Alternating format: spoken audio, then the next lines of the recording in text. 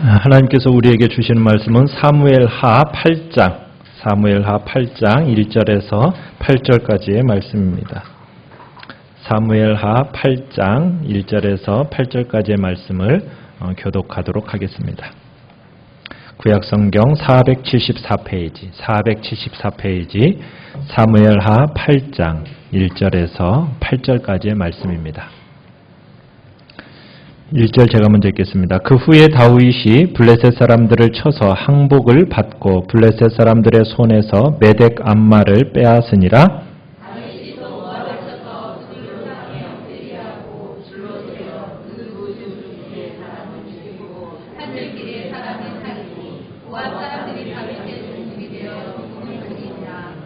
르홉의 아들 소바 왕 하닷에셀이 자기 권세를 회복하려고 유브라데 강으로 갈 때 다윗이 그를 쳐서 그에게서 마병 1,700명과 보병 2만 명을 사로잡고 병거 이스라엘에 말만 남기고 다윗이 그 외에 병거에 가는 다 발에 힘줄을 끊어주었더니 다메섹의 아람 사람들이 소바 왕 하닷에셀을 도우러 온지라. 다윗이 아람 사람 2만 2천 명을 죽이고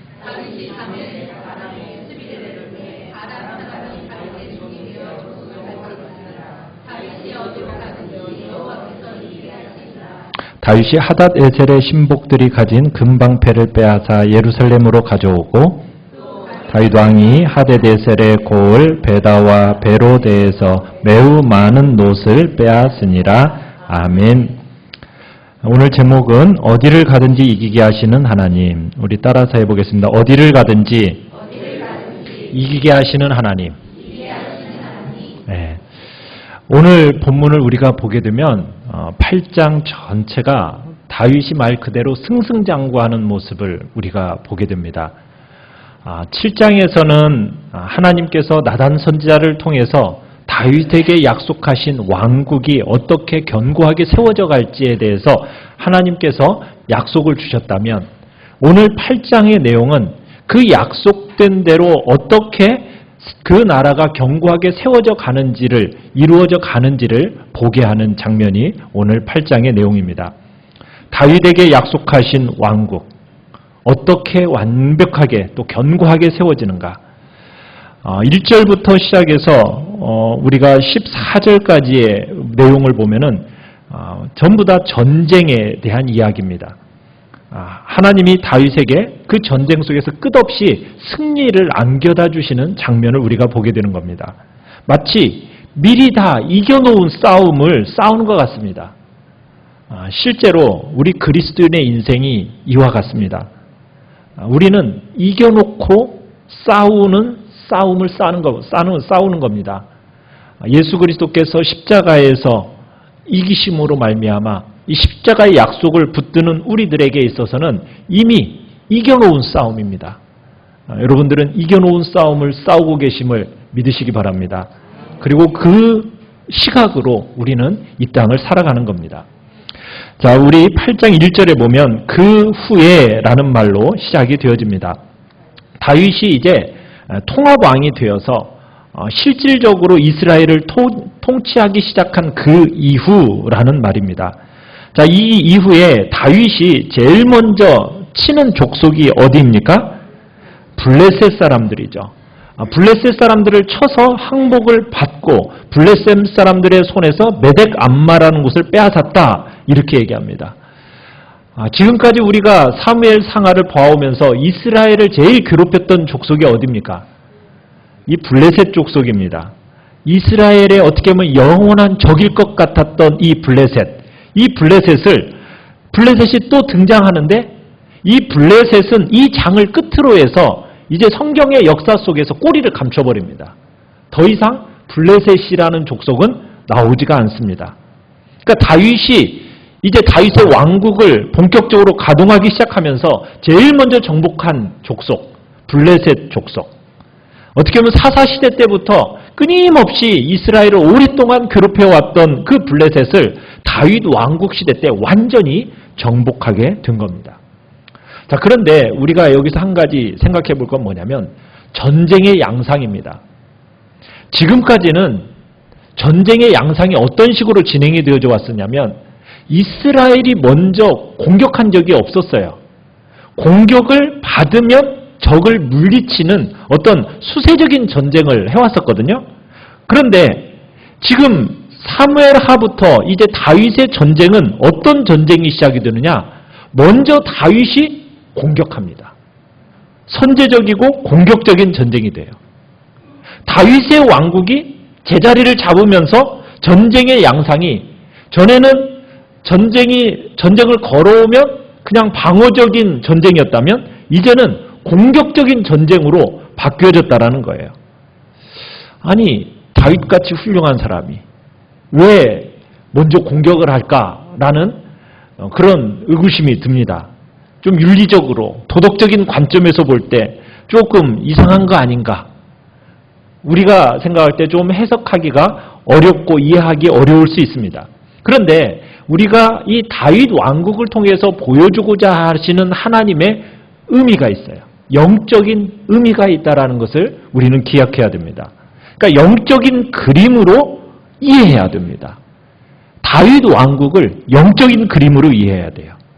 그저 다윗이 주변 사람들을 죽이고 살육하는 그런 전쟁의 문제로 볼 것이 아니라 다윗 왕국은 예수 그리스도의 예표의 모습입니다. 다윗 왕국은 하나님 나라의 그 예표의 모습이에요.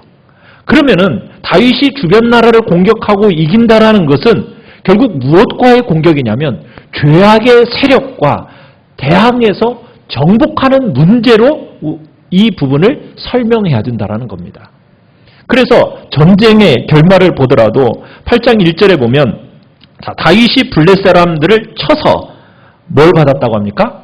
항복을 받았다 이렇게 표현하고 있습니다. 죽였다, 멸절시켰다 이런 표현이라기보다는 항복시켰다, 정복했다 이런 표현을 쓰고 있다는 거예요. 그러니까 이 표현을 통해서 예수 그리스도께서 이 땅에 오셔서 사망 권세를 깨치시고 일어서시면서 본격적으로 왕 중의 왕으로서 등극을 하십니다. 그러면서 남은 죄악의 세력을 선제적으로 공격적으로 진멸해 나아가신다라는 것을 영적인 그림으로 이 다윗을 통해서 보여주고 있다라는 거예요. 우리 안에 예수 그리스도께서 왕으로 내주하시면서 어떤 전쟁이 일어나기 시작합니까? 영적인 전쟁이 벌어지기 시작합니다. 그 영적인 전쟁이 우리 주 예수 그리스도께서 공격을 하시면서 우리의 죄악의 세력들을 물리치시고 정복하고 항복하게 만든다는 거예요. 그래서 이 다윗 왕국은 장차 오실 예수 그리스도를 나라를 보여주고 있다. 우리가 그렇게 이해하면서 가면 좋겠습니다. 자, 그런데 이제 다윗이 블레셋 사람들의 손에서 빼앗은 메덱 암마라는 곳이 있죠. 1절에 보면 메덱 암마를 빼앗았다. 근데 이 메덱 암마라는 것은 어떤 지역의 이름이 아닙니다. 이것은 의미가 모성의 굴레라는 의미를 가지고 있어요. 모성의 굴레. 그러니까 이 지역의 특성을 이렇게 설명하는 말인데 블레셋은요. 가드라는 그 지역을 중심으로 해서 그 주변에 있는 가사, 아스돗, 아스글론 이런 여러 성이 연합한 조직을 이야기합니다. 그래서 제일 큰 성이 어느 성이라고요? 가드 성입니다. 근데 이 가드를 어머니 성으로 딱 삼고서는 그 다음에 나머지 성은 모성 이 주변에 띠를 형성하면서 굴레가 된 거예요. 그러다 보니까 이 성들 구성 자체가 난공불락의 요새가 되어버렸습니다. 그러면서 여호수아조차도 가나안 정복 시대 때 이 블레셋 지역, 가드를 중심으로 한 이 모성의 굴레 같은 이 둔덕이 높은 곳에 자리 잡은 이 지역을 정복하지를 못했어요. 그런데 드디어 다윗이 왕으로 등극하면서 통치를 시작하자 제일 먼저 공격한 곳이 이 메덱 암마입니다. 그래서 다윗이 이스라엘의 통합왕으로 되면서 이제 본격적인 왕노릇을 시작하면서 제일 먼저 어떻게 보면 죄의 근본적인 요새에 해당하는 이 대적의 핵심 부위를 강타한 겁니다. 이스라엘 백성의 입장에서 굴레 같은 지역이었어요. 넘볼 수 없는 지역이었습니다. 요새 같은, 적의 요새 중에 요새였어요. 자, 그런데 다윗이 그곳을 정복하고 항복받아냅니다.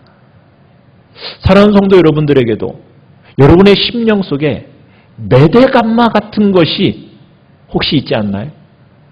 나의 스스로의 힘으로 끊어내지 못하는 죄악. 내가 버리지 못해서 습관적으로 끌려가는 악한 습관. 이런 것들이 우리에게 함정이 되어가지고 우리의 심령에 웅크리고 딱 둥지를 틀고 있다라는 거예요. 그것에 의해서 끌려다니는 인생들이 있다라는 겁니다. 개개인마다 메대감마 같은 그런 것들이 존재한다는 거예요. 그것을 누가 쳐부술 수 있습니까? 왕 중의 왕이신 예수 그리스도께서 내 심령 보좌에 딱 좌정하실 때 그 메대감마 같은 암적인 그런 죄의 강력한 요소가 쳐부서지고 깨쳐지고 그리고 항복되어지고 정복되어진다라는 겁니다. 우리 안에 예수 그리스도, 그분이 왕 중의 왕으로 내 심령을 장악할 수 있도록 우리가 그분 앞에 보좌를 내어드리는 거죠.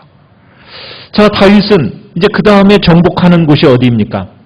2절에 보니까 모압입니다. 모압을 철저하게 정복하는 모습을 그려내고 있는데 이 모압은 요단 동편에 있습니다. 근데 이 모압 족속이 어떻게 해서 생겼죠? 그 발생이 존재하게 된 이 근원이 어떻게 해서 생겼습니까? 롯을 아시죠? 소돔 고모라가 유황불로 심판받을 때 롯의 가족이 간신히 구원을 받았어요. 그런데 그 롯의 아내는 어떻게 되었습니까? 뒤를 돌아봤다가 소금 기둥이 되었어요. 자, 그리고는 하나님은 산으로 도망가라고 했는데 산으로 도망가지 않고 소알이라는 작은 성읍으로 또 도망갑니다. 그곳에서 하나님이 그곳에서 인자를 베풀어 주셨어요. 자, 그런데 그 소알에 있어도 또 무서우니까 그때서 이제 동굴 속으로 그들이 피신해 도망갔어요. 자, 그런데 그 동굴 안에 머물면서 어떤 일이 일어났습니까? 이 롯의 딸들이 아버지한테 술을 먹이고 동침하면서 생산해낸 자녀들이 있습니다. 그 자녀 첫 번째가 모압이고 두 번째가 암몬입니다. 그래서 모압 족속과 암몬 족속이 그렇게 해서 생겨나게 된 거예요. 이 모압을 다윗이 점령을 합니다. 제가 지금 전쟁 이야기를 하면서 다윗이 왜 이렇게 호전적이냐 이런 관점으로 보지 말라고 그랬습니다. 왜 이렇게 잔인하냐 이렇게 보지 말라고 그랬어요. 윤리적인 잣대로 그런 시각으로 우리가 성경을 보면은 다윗은 굉장히 잔인한 사람으로 우리가 볼 수 있는데 그렇게 볼 게 아니라 하나님 나라의 관점에서 구속사적인 관점에서 접근하라고 그랬습니다. 그런데 오늘 모압 사람들을 죽이는 걸 한번 보십시오. 어떻게 죽이는가? 자, 모압의 백성들을 포로로 잡았습니다. 자, 포로로 잡았는데 여기서 나오는 것은 이렇게 얘기합니다. 줄로 재어, 그러니까 그들로 땅에 엎드려 줄로 재어 그 두 줄 길이의 사람은 죽이고 한 줄 길이의 사람은 살렸다. 무슨 이야기일까요? 이게 해석이 조금 이상하죠. 그러면 이제 옆에 또 뭐라고 써 있습니까? 이라고 써 있죠. 그 작은 글자로 성경에 보면 작은 글자로 이. 거기 보면은 또는 3분의 2는 죽이고 3분의 1은 살리니 이렇게 되어 있죠. 자, 그러면은 지금 다윗이 어떻게 했다는 얘기일까요? 3분의 2는 죽이고 3분의 1은 살렸다. 이게 이제 고대 병법을 이해하면 이 본문을 이렇게 해석할 수가 있습니다. 옛날에는 포로를 하면은 석줄을 세웠다고 합니다. 석줄을 세웠대요. 그래서 석줄 가운데 두 줄은 병력으로 동원될 가능성이 있는 사람이고 한 줄은 여자, 노약자, 어린아이들이었다고 그래요. 자, 그러면은 두 줄을 죽였습니다. 어떤 줄을 죽였겠습니까? 그죠. 병력으로 동원될 두 줄을 죽이고 그리고 어린아이와 노약자와 그 다음에 여자들은 살려줬다는 거예요. 전쟁에 참여할 수 없는 별 영향력이 없는 사람들을 살려주고 한 줄로 세워서 거기만 살려주었다. 그러면서 이 모압이 완전히 다윗 아래에서 제압이 되어집니다. 자, 그 다음에 이제 3절, 4절로 가보시면 자, 이제 또 어디와 전쟁을 합니까? 소바 왕 하닷에셀과 이제 전쟁을 합니다. 자, 이 전쟁에서는 특별하게 보이는 곳이 4절을 우리 다시 한번 읽어보겠습니다. 4절. 시작. 그에게서 마병 1700명과 보병 2만 명을 사로잡고 병거 100대의 말만 남기고 다윗이 그 외의 병거의 말은 다 발의 힘줄을 끊었더니. 자, 다윗이 이 전투에서 기마병 1700명과 보병 2만 명을 사로잡았어요. 그리고서는 뭘 전리품으로 얻었습니까? 말을 전리품으로 얻었어요. 근데 이 말을 어떻게 했다고 얘기하고 있습니까? 딱 100필만 남겨놓고 나머지 말들의 뒷발의 힘줄을 어떻게 했다고요? 끊어버렸다고요. 이제 말의 뒷발의 힘줄을 끊었다는 얘기는 무슨 얘기입니까? 그 말이 쓸모가 있게 됩니까? 없게 됩니까? 더 이상 쓸모가 없게 된다는 얘기예요. 왜 그랬을까요? 여러분, 말은 전쟁에 있어서 정말 꼭 필요한 도구잖아요. 그런데 왜 말의 뒷발의 힘줄을 끊어서 이 말을 못 쓰게 만들었을까요? 여기에는 성경적인 이유가 있습니다. 신명기 17장 14절로 17절에 가보면은 하나님께서 이스라엘 백성들이 하나님을 온전히 신뢰하지 못하기 때문에 마침내는 왕을 요구할 것을 이미 아셨습니다. 신명기에서 그 이야기가 나와요. 그때 왕을 세워주라는 거예요. 그런데 왕으로 하여금 반드시 하나님이 택한 왕을 세우라고 얘기합니다. 그런데 그 왕에게 금기사항을 3가지를 주세요. 한 가지는 아내를 많이 두지 말라. 두 번째는 은금을 많이 두지 말라. 세 번째는 마병을 많이 두지 말라.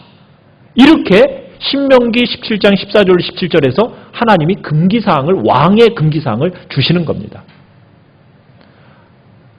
이스라엘로 하여금 왜 적들에게 포획한 말, 발의 뒤 힘줄, 아킬레스건, 거기를 왜 끊어서 기동력을 없애버렸을까? 전략 때문이 아닙니다. 왜 그랬었겠어요? 마병을 의지하지 말고 하나님을 의지하라는 거예요. 하나님을 의지하라는 거예요. 전쟁의 승패가 병거의 말의 수에 있는 게 아니다. 전쟁의 승패는 하나님께 있는 것이다. 이것을 믿고 의지하고 하나님만 의지하도록 하기 위해서 그 메시지로 말을 많이 두지 못하도록 한 거예요. 그러니까 다윗은 이 모세 율법의 말씀을 알았던 거예요. 그 의미도 알았던 겁니다. 그러니까 포획한 대부분의 말에 그 뒷발 힘줄을 끊어서 군대의 힘보다는 하나님을 더 의지한다라는 이 다윗의 믿음을 우리가 여기서 볼 수 있게 되는 겁니다. 사랑하는 성도 여러분, 이 당시 말 정말 중요한 전쟁 물자였다고 해요. 말과 병거를 얼마나 소유하느냐에 따라서 전쟁의 승패가 좌우될 정도였다고 해요. 그런데 그러한 말의 힘줄을 끊어서 무용지물로 만든다? 여러분, 얼마나 얼핏 보면은 어리석기 짝이 없는 그런 행동입니까? 자, 그러나 다윗은 이러한 행동으로 말미암아 무슨 손해를 입었을까요? 그 이후의 전쟁을 보더라도요, 다윗은 어떻게 됩니까? 다윗이 군사력이 약해서 전쟁에 패했나요? 아닙니다. 오히려 이렇게 전적으로 하나님만을 의지한 결과 모든 전쟁에서 연승을 거두는 그런 놀라운 축복을 받는 것을 우리는 보게 되는 거예요. 성경에서 우리는 다윗과 대조되는 한 왕을 우리가 앞에서 봤어요. 사울이었습니다. 사울은 하나님의 말씀을 어기고 노획물 중에서 가장 좋은 것만 남겼습니다. 그런데 그 결과는 어떻게 됐습니까? 그 결과는 전쟁에 패해서 비참하게 목숨을 잃었어요. 그러나 하나님만을 의지하고 말들의 힘줄을 끊어버린 다윗은 어디에 가든지 승리하게 하셨습니다. 이것이 바로 하나님만을 의지하는 자에게 주어지는 놀라운 축복의 신비인 것입니다. 사랑하는 성도 여러분, 내일 일을 알 수 없는 사람, 의지할 존재가 아닙니다. 여러분, 정말 우리가 정말 잠시 있다가 사라질 재물, 그것이 우리가 의지할 게 아닙니다. 우리가 의지할 분은 누구시라고요? 오직 영원토록 살아계신 하나님. 그분만을 의지하는 겁니다. 우리가 어리석게도 정말 인간적인 수단에 의지하는 자가 되어서는 안 되겠습니다. 전적으로 하나님만을 의지하며 정말 다윗처럼 이 세상 어디에 가든지 항상 승리하는 축복을 누리시기를 간절히 바랍니다. 자, 그러면서 또 이제 계속 이어지는 또 전쟁의 이야기입니다. 5절에 보면은 다메섹을 정복을 합니다.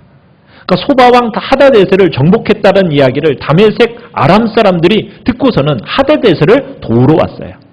다윗은 이들과 맞서서 아람 사람 몇 명을 죽였답니까? 22,000명을 죽였대요. 그리고 그 아람의 다메섹 아람의 6절에는 수비대를 두어서 그곳을 장악했다고 얘기합니다. 이 아람 지역, 또 소바 지역, 여기는 이스라엘의 북쪽에 해당하는 지역입니다. 그러니까 예루살렘을 중심으로 해서 동쪽에 있는 모압 지역, 서쪽에 있는 블레셋, 또 북쪽에 있는 소바와 그 다음에 이 다메섹, 동서남북을 다 어떻게 합니까? 악의 뿌리들을 다 제거해 나가는 겁니다. 그 역할을 다윗에게 맡겨주신 거예요. 우리는 여기에서 우리의 초점이 다윗의 승리에 초점을 맞추어서는 안 됩니다. 여기에는 커다란 영적인 지도가 있어요. 다윗은 누구의 모델이라고요? 다시 이 땅에 오실 예수 그리스도의 모델입니다. 역할을 맡은 자예요. 그러니까 다윗이 왕으로서 이스라엘을 통치하기 시작하면서 주변의 악의 근원들을 하나씩 철저하게 선제적으로 공격하면서 하나씩 제거해 나아가는 겁니다. 그러면서 6절 우리 마지막 부분을 한번 읽어볼까요? 다윗이 시작. 다윗이 어디로 가든지 여호와께서 이기게 하시니라. 그러니까 다윗이 어디로 가든지 이기게 하시니라. 자, 이긴 전리품들, 빼앗은 전리품들 어떻게 했을까요? 자, 우리 9절 보겠습니다. 9절. 9절에서부터 이제 12절까지의 이야기를 보면 또 이제 하맛 왕 또 도이가 그의 아들 요람을 보내서 이제 축복하는 내용이고요. 그러면서 은그릇, 금그릇, 녹그릇을 다 가지고 옵니다. 자, 이에 대해서 11절 같이 한번 읽어보죠. 시작. 다윗 왕이 그것도 여호와께 드리되. 자, 얻은 은금을 하나님 앞에 드리는 겁니다. 자, 하나님 앞에 정복한 나라들의 이 전리품들을 하나님께 바치는 거예요. 바치는 이유는 뭐겠어요? 자신이 이렇게 승리한 이 전공이 내 것이 아니라 누구의 승리였다라는 것. 하나님 때문에 이긴 것이라는 것을 하나님 앞에 감사하고 영광 돌리는 모습입니다. 그리고 이 은금이 어디에 쓰여질까요? 나중에 솔로몬이 성전을 지을 때 사용이 되어집니다. 그러니까 다윗은 하나님의 성전을 이렇게 해서 준비하고 있었던 거예요. 그래서 솔로몬 시대 때는 이 다윗이 준비한 이 획득한 넘쳐나는 이 은금으로 어려움 없이 성전과 그리고 그 시대의 왕궁도 건축할 수 있었던 겁니다.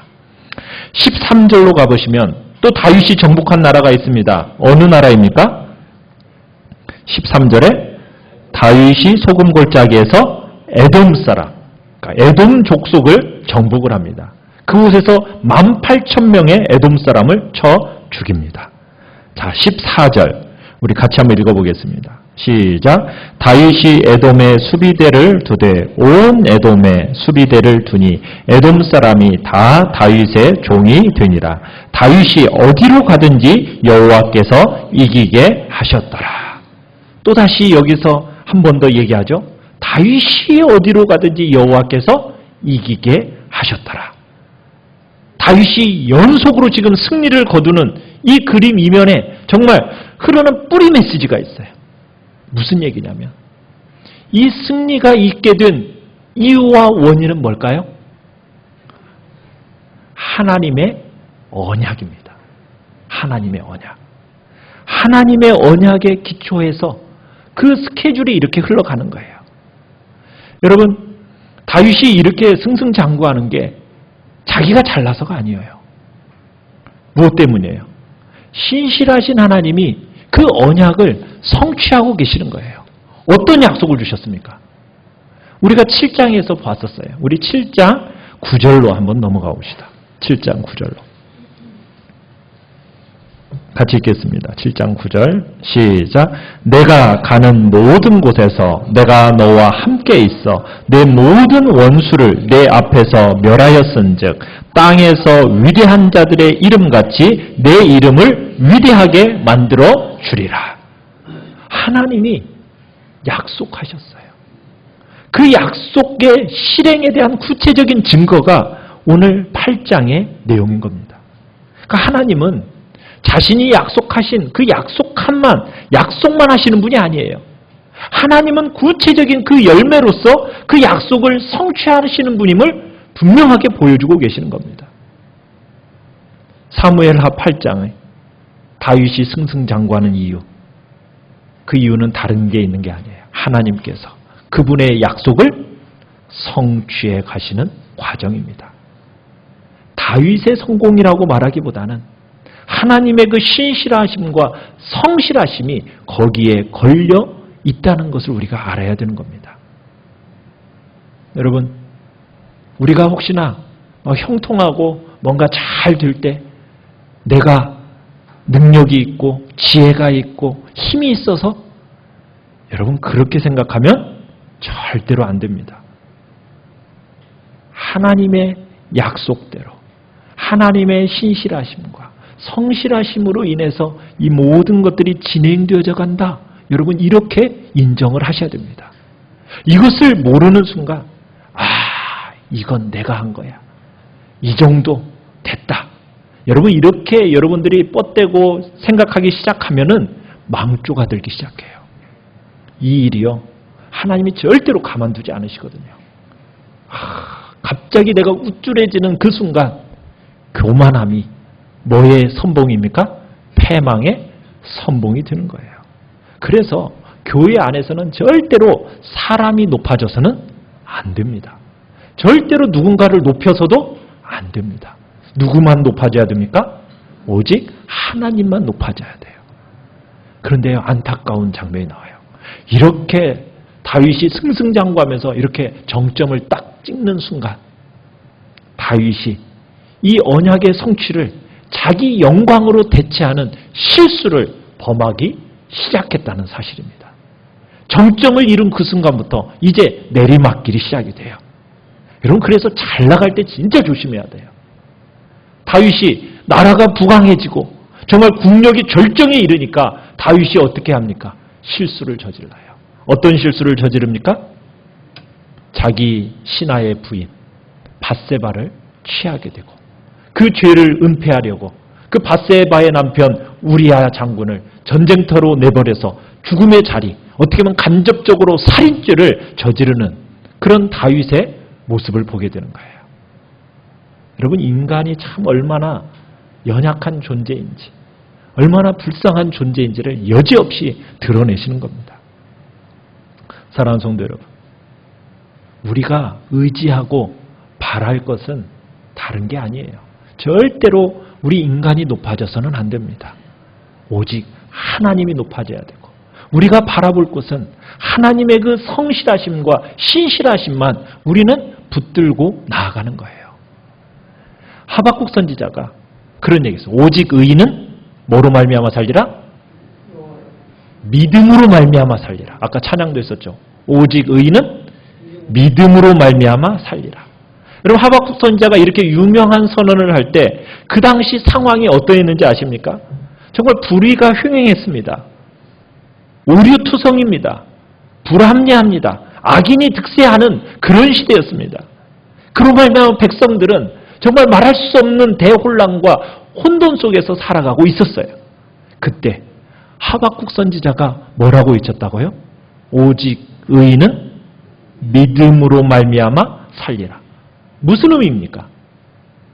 오직 의인은 믿음으로 말미암아 살리라는 뜻이 뭐예요? 하나님의 신실하심과 성실과 약속에 우리의 시선을 고정시키며 살아간다. 이런 의미예요. 우리는 다른 것으로 살아가는 존재가 아니다. 우리의 시선을 어디에 두고 살아가는 존재다? 하나님의 그 신실하심과 성실과 그분의 약속에 우리의 시선을 고정하며 두고 살아가는 존재가 바로 의인이다. 여러분, 이 땅을 살아가면서 세상은 절대로 나아지지 않습니다. 우리 믿는 하나님의 백성들에게 정말로 유리하게 세상은 절대로 바뀌지 않습니다. 도리어 끔찍한 일들만 벌어질 겁니다. 그때마다 혼란스러워하지 마십시오. 세상은 그렇게 갑니다. 그러나 우리는 믿습니다. 하나님이 어떤 분이시라고요? 그분은 성실하신 분이다. 그분은 신실하신 분이다. 그분이 약속하신 바는 홀로 반드시 성취해 나가시는 분이다. 여러분, 이 사실을 믿는 겁니다. 하나님이 약속하신 것, 하나님께서 직접 이루어 주십니다. 그 약속 결코 누구도 돌이킬 수 없는 약속이에요. 하나님이 우리에게 약속하신 것 확실하게 실행하십니다. 이스라엘 왕국을 다윗이 세우는 것처럼 보이지만 그 배후에는 항상 누구의 손길이 있었던 거예요? 하나님의 경륜과 손길을 우리는 봐야 되는 거예요. 다윗이 이기고 다윗이 마치 왕국을 세우는 것처럼 보이지만 다윗이 아니라 누가 하시는 일이라고요? 하나님이 하시는 일입니다. 그래서 6절 끝에도 14절 끝에도 똑같은 어구로 얘기하는 게 뭐예요? 다윗이 어디로 가든지 누가? 여호와께서 이기게 하시니라. 다윗이 날로 강성해져 간 것, 다윗이 뭐 탁월한 군사적인 어떤 능력이 있어서 전쟁마다 승리한 게 아니라 누가 도우셨기 때문에? 하나님께서 도우셨기 때문에 하나님의 은혜로 승리한 거다. 이것을 지금 밝히고 있는 겁니다. 다윗에게 약속하신 하나님의 약속의 그 말씀이 성취되어지는 겁니다. 사랑하는 성도 여러분에게 어떤 폭풍우가 닥치고 비바람이 몰아쳐서 정말 우리를 무너뜨리려고 하고 때로는 우리의 정신을 나가게 만드는 그런 상태에 있다 할지라도 하나님께서 여러분에게 주신 그 언약의 말씀, 하나님의 그 신실한 약속을 붙들고 나가시길 바랍니다. 그분은 전능하신 분이십니다. 그분은 성실하신 분이십니다. 그분을 믿고 한 걸음 한 걸음 뚜벅뚜벅 믿음의 길을 걸어 가십시다. 다윗이 수많은 전쟁 가운데서 모든 승리로 이끌었던 것처럼 하나님께서 다윗에게 어디로 가든지 승리하게 만들어주셨기 때문에 가능했던 것처럼 우리의 삶에서도 마찬가지입니다. 우리 주님께서 이 세상 끝날까지 우리와 항상 함께 하시겠다고 약속하셨잖아요. 다윗의 생애를 축복하신 하나님께서 그 하나님이 우리와 함께 하십니다.